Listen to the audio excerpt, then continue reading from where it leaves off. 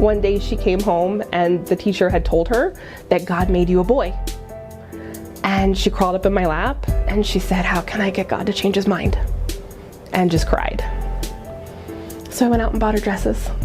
11-year-old Flower Nichols and her mom, Jenny Lynn, are among those scrambling from their home state of Indiana. I feel bad for parents nowadays and sex ed teachers because you have to be able to explain the birds and the bees, the bees and the bees, the birds and the birds that used to be bees, the bees that used to be birds, the birds that look like bees, plus bees that look like birds but still have a fucking stinger.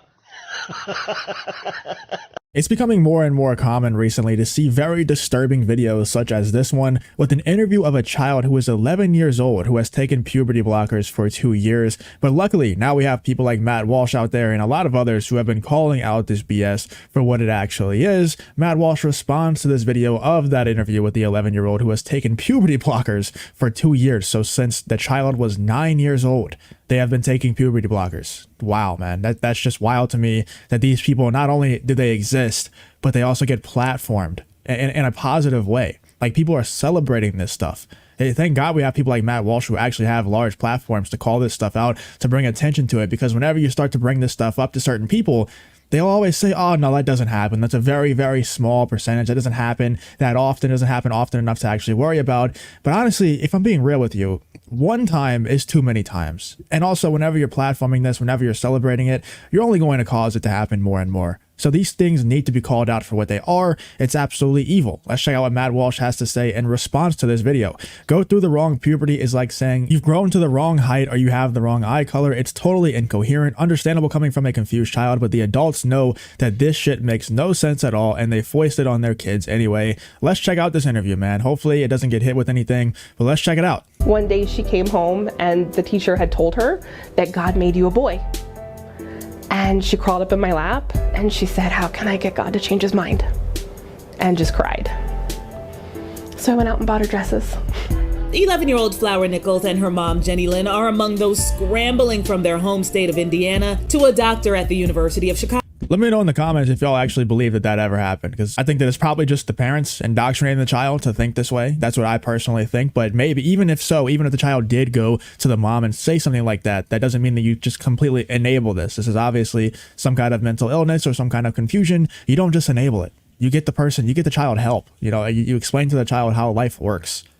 So she can keep the puberty blocker she has been on for the last 2 years. This medicine is like the bridge between me saying that I'm trans and being trans. It's really hard to explain to an 11-year-old kid that whereas we used to just, pop to the hospital once every 3 months, that now we have to travel out of state.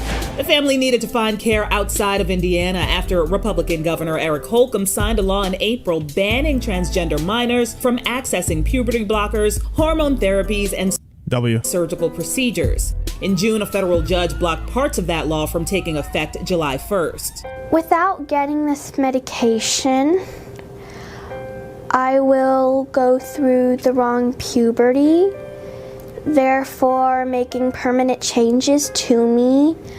A 9-year-old or 11-year-old don't say things like that. Go through the wrong puberty, like that's coming from the parents. Like, let's be real. Any 9-year-old that actually takes puberty blockers, they shouldn't be able to make the call. You know, that shouldn't be a call that's able to be made. I don't care what state you travel to. I don't care what country you travel to. It just shouldn't be happening, man. And I know that you can say it all that we want, but we have to continue to say it. We have to continue to call this stuff out. I know that it's been said a million times, but it needs to be said more because this stuff is still happening and still being platformed and still being celebrated. That I do not want. But on this road trip, a silver lining. Instead of exclusion, mom Jenny Lynn is doing what she can to inspire wonder in her child. And trying to make that a good experience for her. We came up and we saw a museum. Jenny Lynn says she's just trying to turn this negative into a positive. For Inside Edition. You're trying to turn the negative into a positive by going to a museum?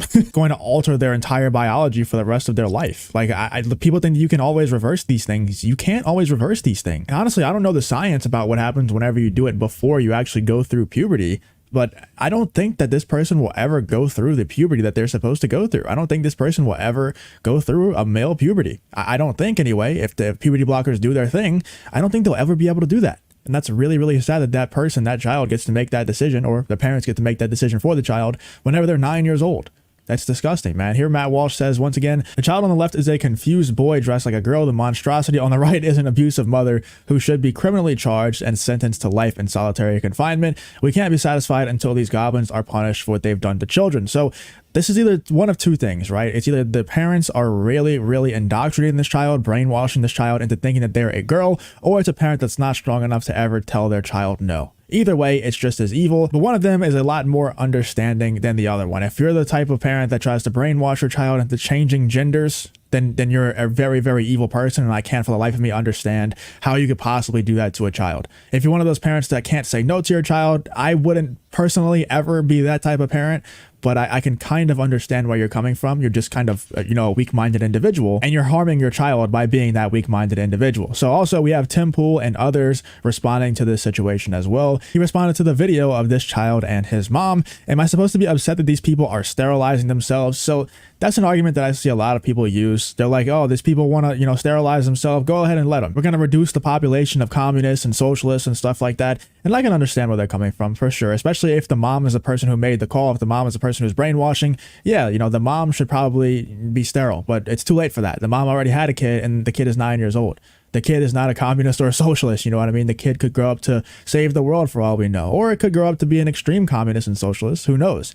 But I think the kid should have, the right to choose that life path and not have the mom sterilize her from age 9. I think that person should be able to choose whatever life path they want to go down in regards to having children. Just because they're born to an evil parent doesn't mean that the child is always going to be evil. So I think the child should definitely have a fair opportunity in life, and this is not giving the child a fair opportunity. So yes, we should be upset about this, not because of the mom. We shouldn't feel anything for the mom, any sympathy for the mom. Should feel sympathy for the child and children all over the place who, they're not necessarily going to grow up as communists and socialists just because their parents are. That's not how it works. So yeah, I disagree with Tim Pool here completely. I think we should be upset about this because they are sterilizing their children. It's not about them, it's about the children. Communists are trying to sterilize themselves. It's a self-correcting problem. I understand it. Once again, I understand it. If you look at it from a holistic point of view, if you really zoom out, yes, the communist and socialist population will decline.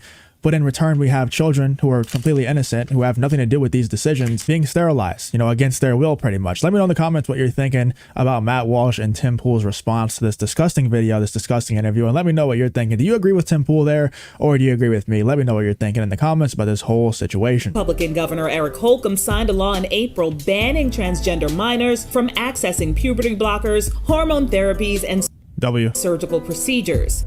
I feel bad for parents nowadays and sex ed teachers because you have to be able to explain the birds and the bees, the bees and the bees, the birds and the birds that used to be bees, the bees that used to be birds, the birds that look like bees, plus bees that look like birds but still have a fucking stinger.